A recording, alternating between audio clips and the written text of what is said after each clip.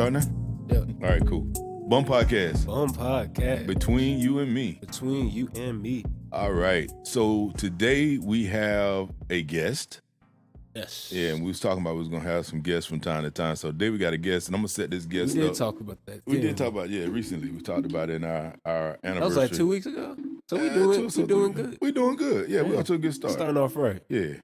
So we talked about having guests, and so I told my guests we're gonna throw him a softball lob, but I'm gonna introduce him. And so I'm gonna introduce him by saying we've actually talked about him before, and we talked about him recently. I was telling a story about T, or maybe you know what, this podcast might not even made the street, man, might not even made the light of day. But anyway, I mentioned before about how T started playing the piano, and there was this couple that gave us a wooden piano, and we think they gave it to us so that T could get on our nerves with it, but actually it was a thing that started T on his musical journey. So y'all get to hear from, I guess, one of the visionaries behind T's musical prowess, if that makes sense. But the other thing is the person that's visiting with us today, his name is Troy Brown, no relation. But interestingly enough, I think, Troy, would you think it'd be fair to say we grew up together? We grew up around each other? We grew up together. All right, we grew up together. All right, so Troy and I grew up together. And, I mean, we were cool growing up, but we became greater friends, I guess, as we got grown. And it just so happens that Troy's wife and my wife are best friends. And so that's one connection we have. Both Troy and I play golf. Though Troy didn't want to play golf at first, I still remember that. Remember too. Yeah. He drug me into it. Yeah, I drug me into it. Don't forget about the album we made. Oh yeah, man. Yeah, Troy and I made an album growing up, man. We was in middle school, man. For real, we did. The Wonderful Dish. We did. We made an album together. So that was kind of hot. I don't think it's on iTunes, man, but we got a copy of it, so I can show it to you. We made an album called The Wonderful Dish. And and so Troy and I, we've grown closer through the years. My golf buddy, we vacation together, we golf together. And we just so happen to both have sons. And so we're able to actually even have conversations about sons and raising sons. And it's interesting enough as we were trying to think about, a podcast that we could have and how we could actually capitalize on this opportunity where Troy would be in studio. And I'm gonna take it back to we talk about the Get Out date often in the book about T's life. And I can remember back at the beginning of the pandemic where I was actually on my way to pick T up. I was on my way to pick you up, and I was talking to Troy on the phone. And we were talking about the prospect of you coming home for an extended period of time because of COVID.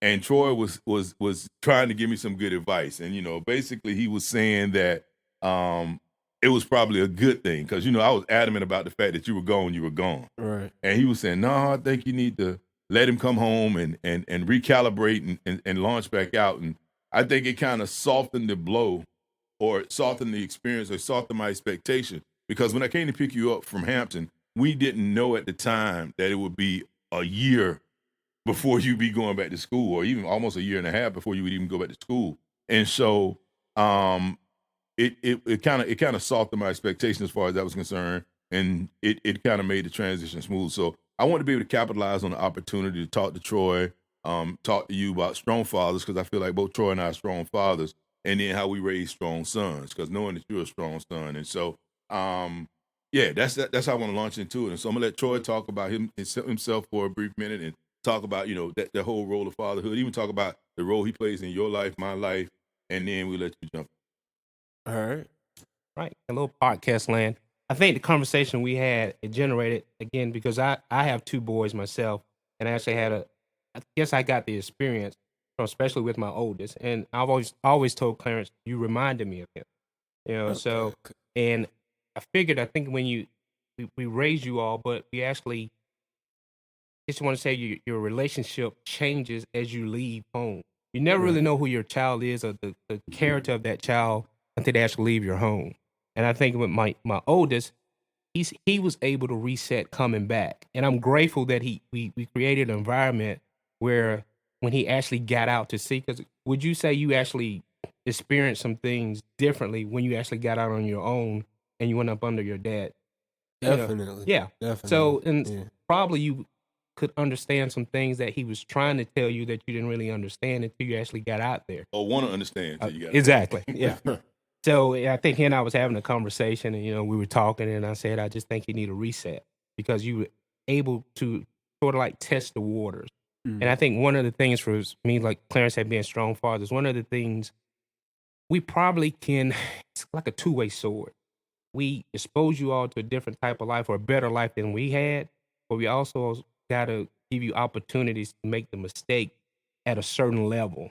I'm highly, respect is non-negotiable. So I think if we've earned that, you can actually sit and listen if you're not listening. But I think when you actually got out and you actually tested the waters and you're like, it's a little deeper. It's a little different swimming in the ocean than swimming in a pool. You have different currents and stuff like that. So we actually talked about that, and I was able to relate that to him from my experiences from with my two boys.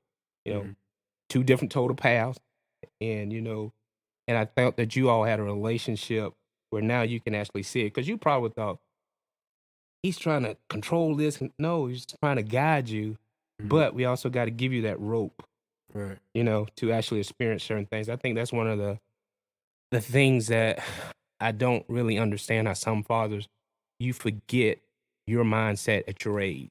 We haven't always been the men that we are now at 20, 21. That comes from experience. But we still got to give you some rope to actually so you can actually experience. So I think that's part of it. Being a strong father, knowing or even having a logic.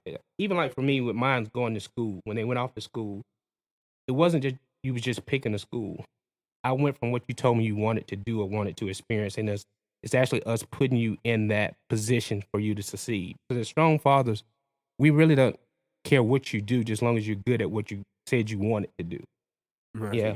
So that's my main goal. It's not like, okay, we want you. I want you to be an engineer. No, if you telling me you want to be an engineer, we're going to make a plan for you to be successful at being an engineer. You probably had experienced some kids that they good book smart. As fathers, we also got to teach you how to maneuver in the world. It's just not about books.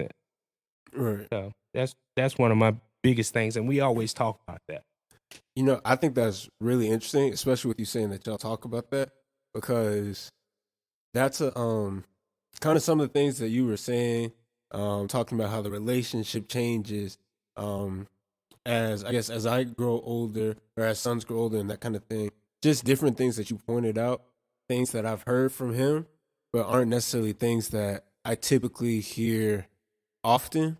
So I think it's really interesting that, especially with the fact that y'all grew up within proximity of each other and y'all knew each other and kind of having a similar take and perspective.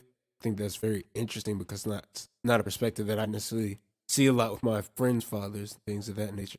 I think that's definitely interesting. So we grew up hood. Yeah. we the 15th Street boys. But I think it's interesting too, the friendship that you all develop, that's a bonus. He's still your father first. I never tried to be friends with my kid. If we had a friendship, that was a bonus.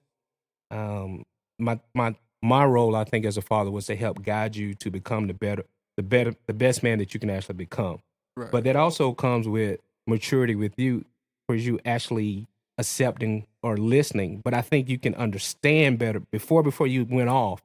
You probably was just listening and just being respectful. I think, like I said, when you actually went out, now you can actually understand. Because I'm that type of learner. I'm a visual person. Right. So if you just telling me, if I'm just reading it, I may understand it, but I'll understand it better if I actually go out and experience or you can see it or visualize it. So where you get the context of the content. yes, Really. yes, yeah. It takes me a couple times. Sometimes and I've always told my kids this too. You learn yourself. Sometimes it takes me, I have to read material twice before I actually get a better understanding. But guess what? I'm going to do the work. You might not be the best, but don't let anyone outwork you. And you don't worry about, anything else that's coming in. Just know, you learn your shortcomings and how to deal with it and how to overcome it for you to get to that level where you're trying to be. And that's our job. Like I said, our job is to teach you how to fish. Just not for me to teach you how to, feed yourself. So. I think that's a very interesting dynamic, honestly, because I think I think almost that transition of relationship and how the relationship between father and son kind of grows and changes as we get older as sons. I think that's very interesting and almost like the crux of having a great father son relationship is understanding how that relationship will gradually change and adapting with that. Because it's not always about attacking things in one specific way. Because I know, like how we talked about with me and you as earlier in life, it starts off as like more of the disciplinarian, Right. and then now transition into this phase where it's more of the coach. And so I think that's I think that's crucial, honestly, because you don't. I mean, as a young man, as I'm getting older, I need something different. Right. As I'm getting to an age where I need to start, like self discipline is becoming important, and so it's less on having that expectation of getting disciplined for someone else, but you need someone that will be able to be level headed with you and give you the experience that they have because y'all were where I was 15th at. Street Where we're Boys. at. Right, having the perspective of someone that's been there versus having someone that's just being the discipline if I get off path because it allows me to kind of find my own path, if that makes sense. So, like, I'm gonna tell you, and I got a couple of thoughts just flooding my head, and I actually thought about even doing a podcast on like the anti-vicarious living, right? So that's a big term, anti-vicarious living, because you know how you talk about or you think about fathers who, particularly when their sons are in sports, they try to live vicariously through their kids, you know, and I think about that a lot because with you in music. I don't try to live vicariously through you in music, but music has always been a mainstay in my life, and it's been something I love. I wouldn't push you hard in music if music, like Troy said, wasn't your thing, and I understood music was your thing because I was a sportsman, and I was a sportsman more than music. I just happen to love music, and so I can super support you in music, but I'm not trying to live vicariously through you when it comes to music. And so I think about that as a role of being your father and even keeping, we talked about this a little bit last week as well, making sure that you're well grounded or well versed or stay engaged in the path in which you are interested in. And now now we've been through that whole disciplinarian, that whole making you stay the path, and now just trying to coach you through making your career choices as it pertains to that. And we've been able to really see that take hold because you were able to come back home. Because it's interesting, because I can even think about your story going off to college. I mean, you had high hopes for your college career as far as music was concerned, as far as producing was concerned, as far as working in the studio is concerned. And I don't even think it met your expectation for one reason or the other. And then when COVID hit, it just kind of all derailed it. But even, you know, you DJ'd a couple times at school. I guess maybe more than a couple times because, you know, closer to the time COVID hit, you started picking up and DJing. But I would even thought you would have DJ'd more, but I didn't push you to DJ more. It was about allowing you to find your fit and allowing you to feel comfortable or to, you know, or to ease your way into doing that. And even when you came home and you were talking about you were going to be club promotion. Oh yeah, you know, club promotion. And it was like, I was like, it was like, man, that hit me. And I was like, man, I don't know about that, but I never told you not to do it. My question for you was like, well, how does that work toward the plan that you told me you have for your life? Because it's always been about that. And so the reason why I'm bringing that anti-vicarious thing up as we talk about strong fathers is to the listening audience for fathers, and this is germane for fathers, but I mean, it could be mothers too. I mean, it's important not that we push our ambitions or our interests or our ego onto our kids based upon what we want them to do, but really steward them through the process of finding themselves. And so the real mark of being a strong father isn't shown by the iron hand that we have. The real mark of being a strong father is shown by the influence that we've had. And so for UT, one of the things that I'm even gracious for now, seeing and you being home again, I got to go back to Troy. Yeah, you softened me up for this. Seeing your maturity once you were home, you know what I'm saying? And oftentimes I lean on you to be my counselor, to be my coach, as much as I look to coach you and to be your counselor. And so that I think is a mark of showing that I was a strong father. Not even saying I was a good father, but I was a strong father because I was able to allow you to grow to a point where you came into your own manhood and now you are producing fruits based upon who you are. So I had a question. I thought of a question.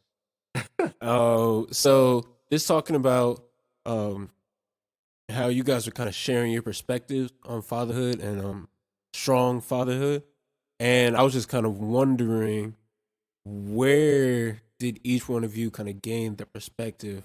Where did that motto come from? For me, and we may have different stories or different angles at this, but again, like I said, I'll try to go back. I tried to father in a sense of, I just give you a couple examples. Certain things my boys would tell their mom or get over on their mom, they couldn't get over on me. And it's just not because I'm a disciplinarian or something. I remember my mindset at that age.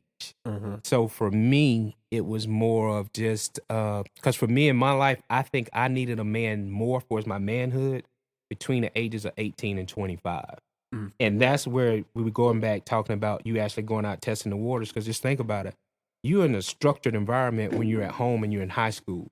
When you graduate, it's completely different. And that's like you said, where the self-discipline comes in. Right. So hopefully you've watched and listened to the stuff that we tried to coach. And I got to commend you on that. You're coachable too. You know, it's a lot of kids that are not coachable because they get so caught up in, just think about it, when you're a man, for men, a lot of times your body mature into manhood before your mind does. And that's where a lot of guys in particular get in trouble. You know, you may be physically strong, but you're not mentally strong. So for me, I always just go back and reflect back on when I think I needed a man. Because I think I was the man of my household growing up with a single mom, probably around about 14. Now, my mom still was, she's my mom. I mean, I'm bigger, but she can give me a look and I'm going to shut up. You know, that's, Right. this new age is different from that. But, you know, from that perspective, and for me, it was, I think what steered me was not wanting to disappoint. And I think if you want to say, if I'm a little bit more stricter in that area, for as not trying to make bad choices, I haven't always done everything perfect, but I grew up in an environment where I could have went left. But because I didn't want to disappoint her, I didn't go that way. You know, so for me, that was a little different for me because growing up without a man in the house and wanting to make my mom proud and actually just viewing life differently. But again, once I became a father, I was able to, especially to sons, I was able to relate or go back to my mindset at their age. Even just talking about that a little bit, because you talked about how crucial like that 18 to 25 year old range is. That's even something that I found going off to school, because a lot of times they talk about, like, there's this whole saying of you go to college and discover yourself, or you go out into the world and kind of discover yourself, which I don't know if I won't say my mindset or my take on that is different. I feel like a lot of people, they go out and try everything, and whereas I don't necessarily see discovering yourself as trying everything all the time. I mean, it depends on the person. But I think, like, growing up to the age of 18, there's a lot of that foundation is being built. Right, the structure is being built. And so what I've found for myself going off to school is now I have this foundation and this path that was laid out for me. And now I get to really figure out my mentality and the way that I view the world and the way that I see that foundation and understand myself. That's what I get to, what I'm getting to really experience, understand, and grow in with myself, going from this foundation that was established for me and figuring out what's important to me, what my morals are, what do I stand on and what do I stand for. And so I think that's really that 18 to 25 range is really that crucial time for figuring that out. And so even just talking about now going into that level of getting your father becoming your coach in that. And I think that's really crucial, because I'm no longer looking to someone to establish exactly that path for Right. me, but having that coaching to help me develop that for myself is really crucial, because that's something that you need in order to continue as a man and to make decisions as a man.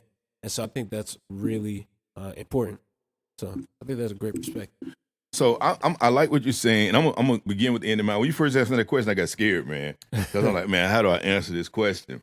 But I'm gonna begin with the end in mind, and I think that really does outline what my view on parenting was.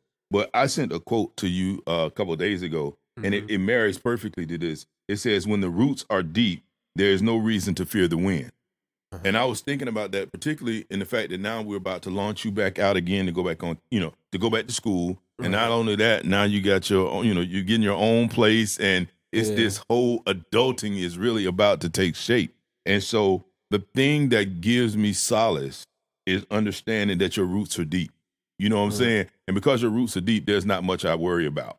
Now, one of the things when I'm talking to fathers, I try to warn them of is being the anti-parent, or the anti-dad is what I used to call it. Because more often than not, we'll have a parent or father who has done something that we didn't like as a child. We may have felt our father was too strict, or we may have felt our father was too lenient, or we may have felt our father was too absent, or whatever it is. And the first thing that we have the tendency to do is we try to fill that void by doing the opposite of what our parent did. Right. And the problem that I find with that is if we're okay with who we are, we found a way to adapt to the environment in which we brought up in. And so to remove that from our environment would change who we are as a person. And so the better way to go about it for me was to think about what I wanted in the end. And I've always told you, and we talked about it on this podcast, I've always tried to raise you 5 to 10 years in the future. And so for me, it was clearly understanding the type of man I wanted you to become. It had nothing to do with what I wanted your occupation to be. It had nothing to do with what I wanted your marital status to. Well, I'll take that back. Yeah, I didn't know I don't want your marital status. But anyway, that's another podcast. But it really had nothing to do with all of these surface level things. But it was like, what kind of roots did I want you to have? What kind of man did I really want you to grow into? And what kind of legacy did I want to leave with you? Or what kind of influence I wanted you to have on life in general? And in understanding what that was, it was all about me finding ways to introduce things to you that would instill those values.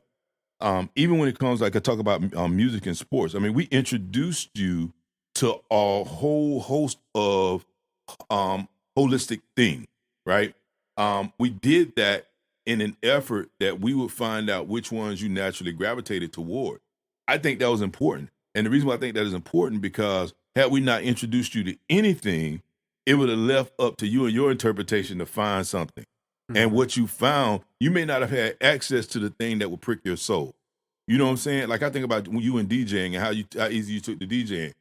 Like, I don't know that you would have really sought out a DJ to look for a DJ to talk, to try to mentor you. But when I knew music and how you were feeling about music, and I had access to a DJ to then try to put you in touch with, so that you can see if that's something you want to try out. I think about the when you first started using the it was a machine, I think it was. Right. It was like I had access to somebody that I had met who is renowned for finger drumming. Shout out to Jay Black. Shout out to Jay Black. He's doing real good right now. Yeah, he's doing real good right now. So we'll give him a plug. Commercials and stuff. We'll give him a plug. So Good shout for out you, to Jay sir. Black. But yeah, Jay Black, I mean, he was like, yeah, bring your son over.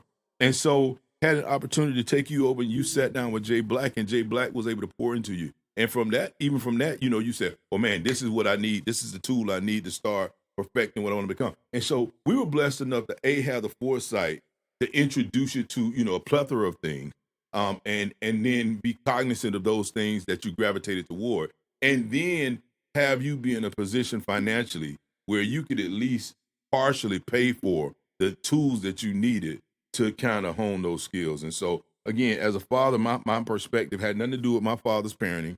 I can't say it had nothing to do with my father's parenting, but it was not whether I wanted to do what my father did or not do what my father didn't do. It was all about what kind of son did I want to have. At the end of the day, what kind of relationship did I want to have with my son, and what kind of relationship I wanted my son to have with me, and then trying to put mechanisms in place to make that happen.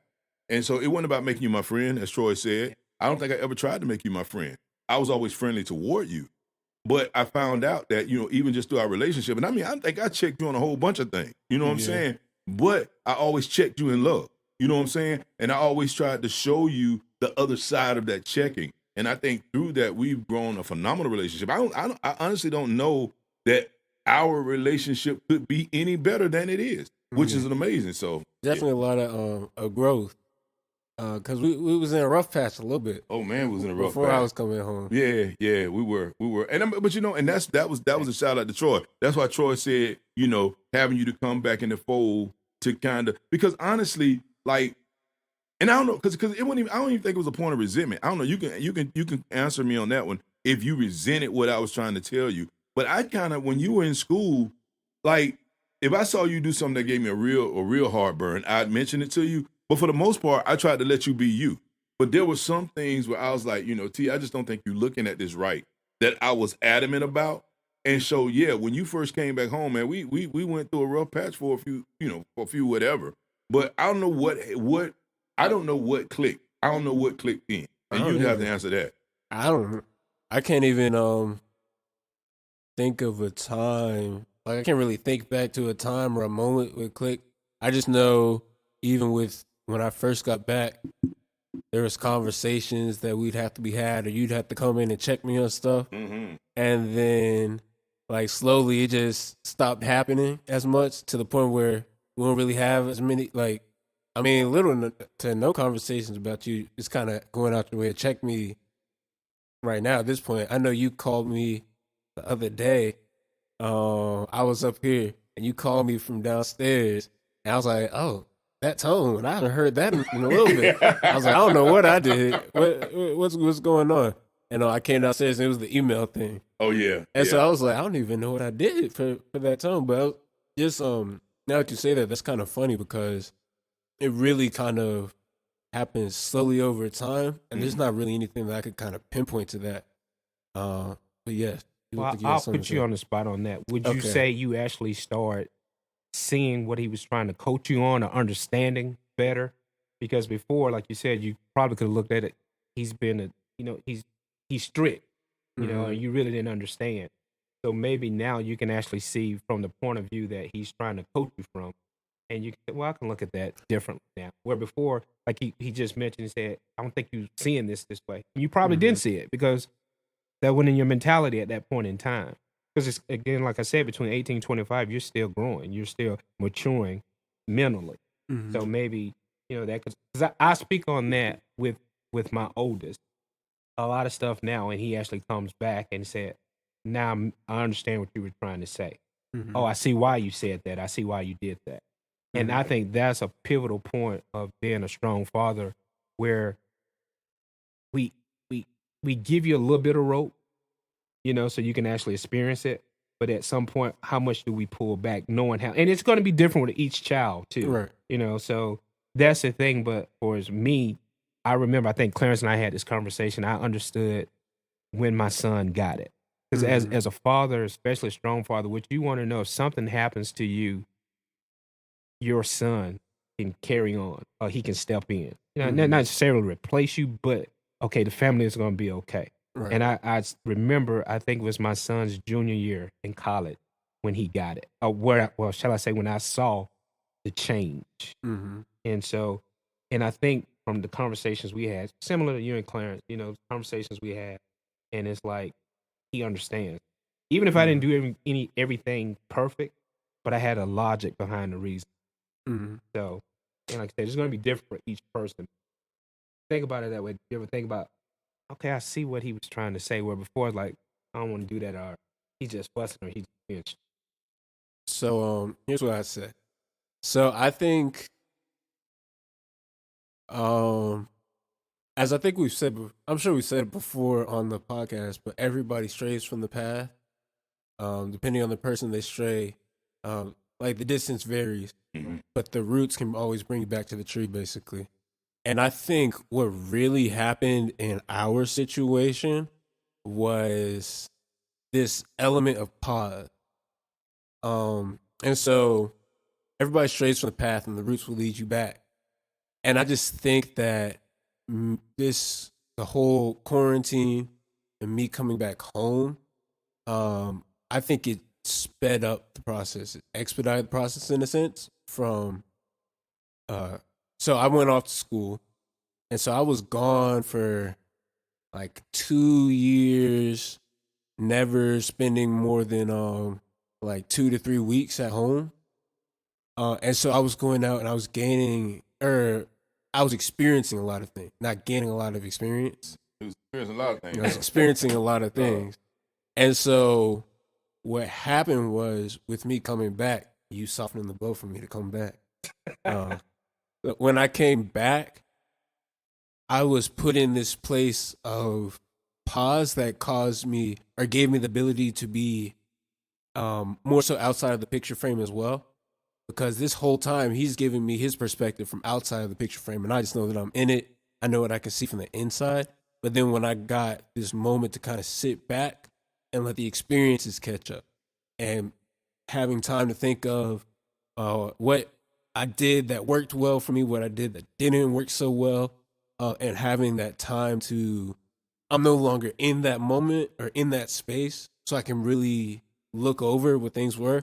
Then like his perspective kind of starts to ring true, and all of that. And so it gave almost like I was able to mature quickly because I had the space to go over my experience instead of just continue to collect experiences. Right. And find like something that knocked me hard enough that I had to learn. It kind of stopped that process of just going through things and really gave me time to review what I had been through so far. And so I think that was really the biggest thing that kind of got us, I guess, on one accord, because my mindset was shifting into looking at life in a different way. I wasn't just going out trying to find new experiences and find new things to do. I was also in the perspective of, all right, like what was working, what wasn't. How did that work for me? Right. Yeah.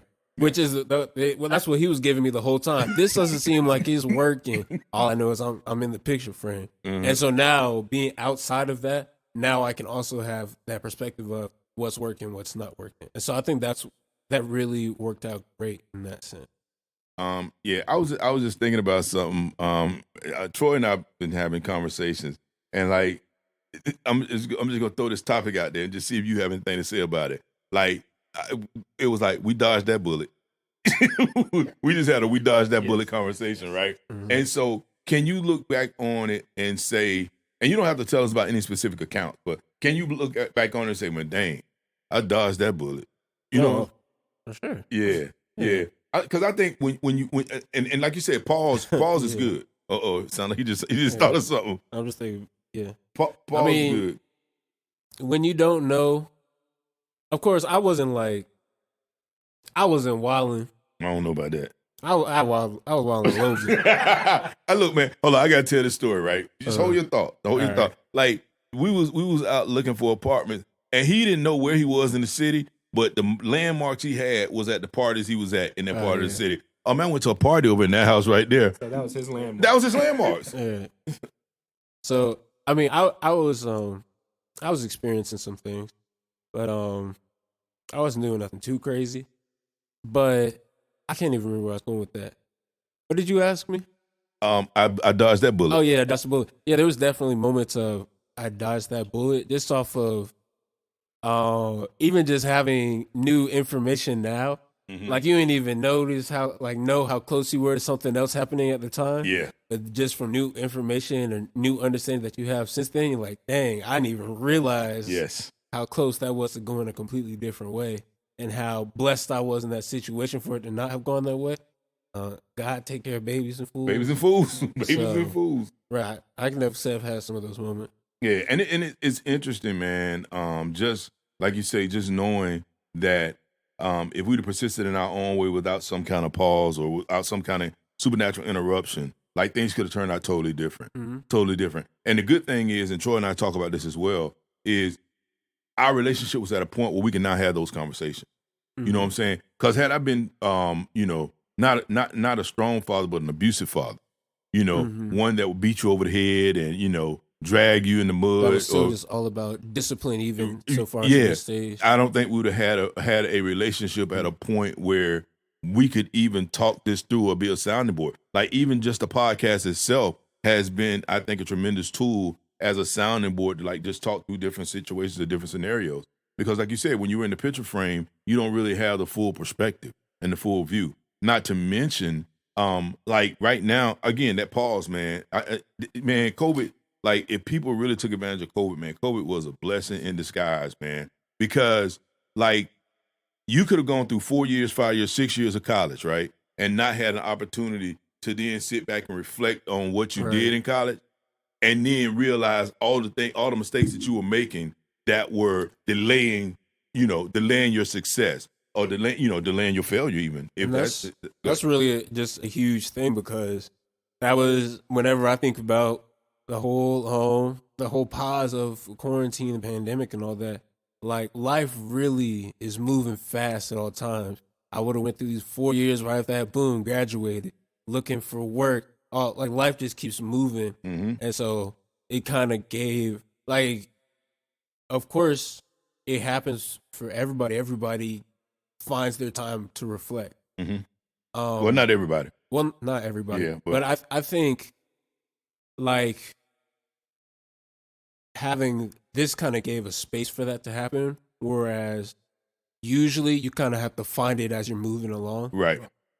And so that's why I think this was definitely, I mean, on any level of life, I think this pause could have been good. And it's funny, and I think, and I'll attribute, like, I try to talk to you a lot about brainstorming or thinking through situations or whiteboarding and that kind of stuff. But we were talking earlier, also Troy and I, and we were talking about how people get caught up, and they really, in order to get caught up, you have to keep yourself busy. Like we was talking about drugs and alcohol and that kind of stuff. But because people keep so much noise around them, they don't have an opportunity to reflect. They do not have an opportunity to do a gap analysis. They do not have an opportunity to really grow. And so that's the one thing that this pandemic and the quarantine, it gave a lot of people an opportunity to do. I'm not going to say it gave everybody an opportunity to do it, but it gave a lot of people an opportunity. And I just hope that, people took the opportunity to grow from it, because it seems like we're going to a fast restart. You know what I'm saying? And as a father, again, I'm glad that even though we had a few bumps and bruises, well, not bruises, just bumps, when you first came home, I'm glad that our relationship was at a point where it could persist through that initial re-entry, if you will. And then even as we talked through things, even things that I've been trying to tell you all along, as you saw how they played out, it just kind of it just kind of assisted in that whole strong father role that I was trying to play, I guess. And I don't know what this is. I don't know if this is kudos to y'all or whatever. But well, I'll say, like, especially as I'm getting older, for lack of a better term. I'm not getting older, Wow. but Yeah, like, you're an old man like- now, right? as I'm aging, and I'm getting like reaching these different thresholds of adulthood, and becoming a man, you really see that. Like when I was young, like 5, 6, 13, 14, any of that, it seems like such this big difference. Like child under the roof of your parents, all of that, adult. Like it was just two completely different things. And like really seeing that it's all like life is really just a process. Yep. Like you age, you mature every day, you learn every day. And it's not just this, oh, I'm 21, I know everything I need to know.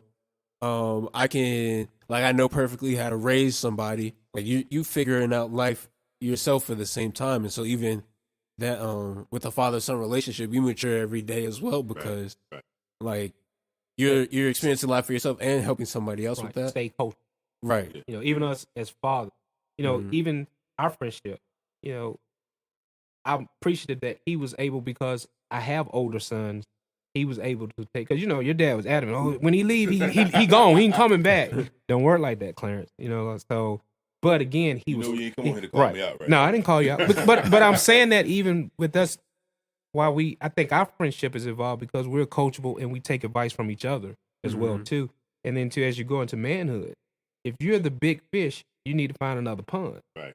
So that's why I say stay coachable, and because we're still growing as well too. So just stay coachable.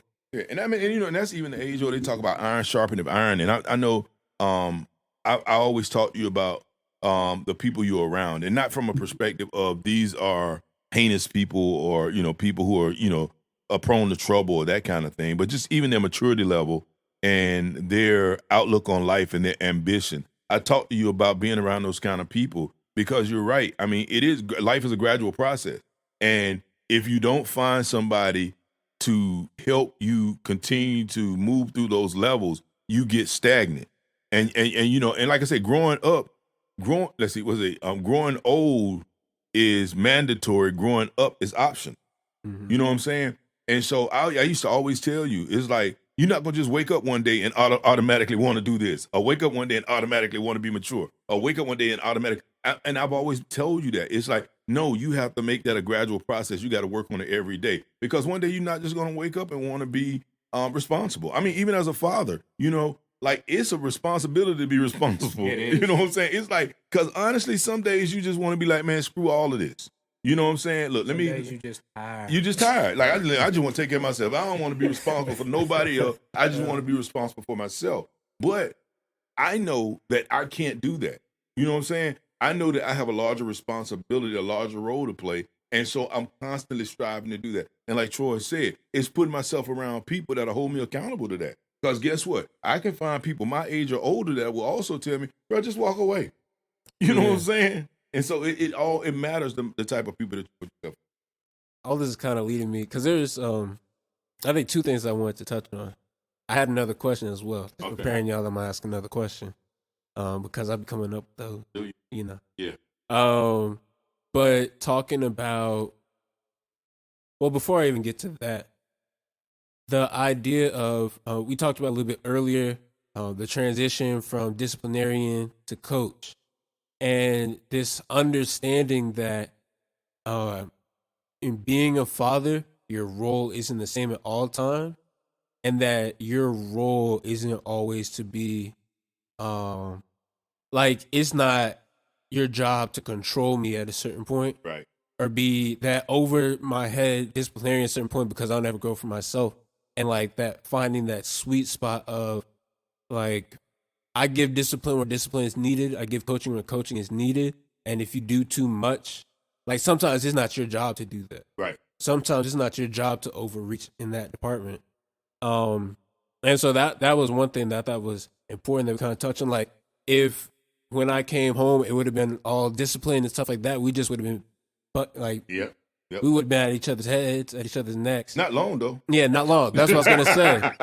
And then it just would have led to a rift, I guess. Mm-hmm. And so, even with that being said, I wanted to talk about, I guess, the concept of it takes a village. Right. Okay. And so, since with that understanding that it's not all you, like, sometimes I gotta let that go. That's for him to figure out. That's for him to experience. And then even with you knowing that it's not always your job to be hands on. How do you find, or what do you look for in the people that you surround your son with? I know you talked about, like, say with the DJ that you introduced me to, or like Jay Black, things like that. There's been other, I mean, those are just like small examples, honestly. But like, there's been other men in my life that you've introduced me to, with you, Mr. Troy, being one of them. Like, how do you find those type of people, and what are like the markers that you look for in somebody that you feel you can entrust with, I guess, giving that other perspective? Like, you know that they can talk to your son and either like say the things that you can't say or play the role that you're not supposed to play at that time. How do you find people that you can trust with that? Well, first of all, they got to have integrity. That's the first thing.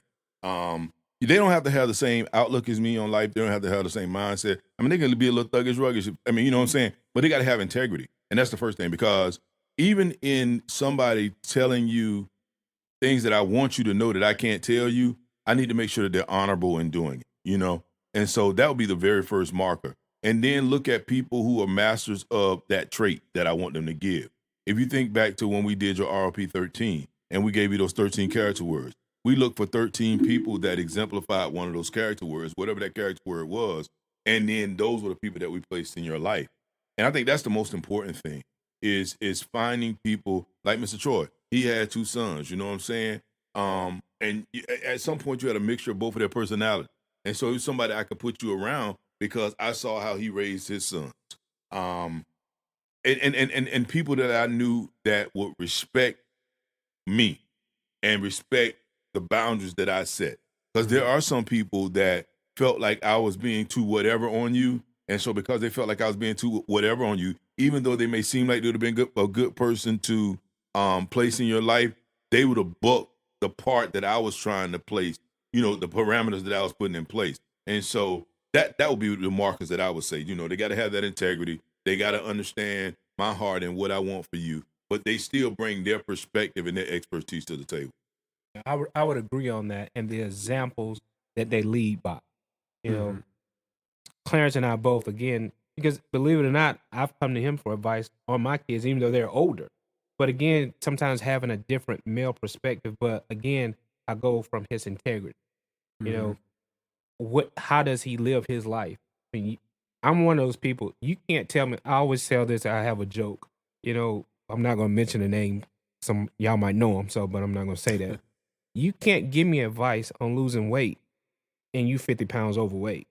You see what I'm saying? That goes from the example that you lead, and like you said, from the integrity. So that's where that village come. I guess you learn that person and characteristics and that person traits. Because I got some friends. I don't want you giving my kids no advice. Yep.